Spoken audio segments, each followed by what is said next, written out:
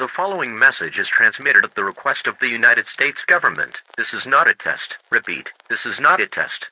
A nuclear bomb has been reported to drop in approximately T-minus 3 hours and 46 minutes. All residents within the areas of Pennsylvania, Ohio, New Jersey, New York, Maine, North Carolina, South Carolina, West Virginia, and Rhode Island will be required to evacuate away from the West Coast immediately.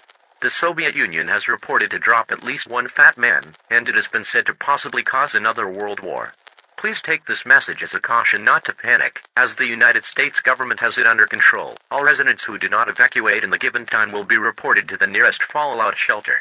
Take this message very seriously, as you might be in danger of radioactive particles. Stay tuned for more information on this dangerous situation.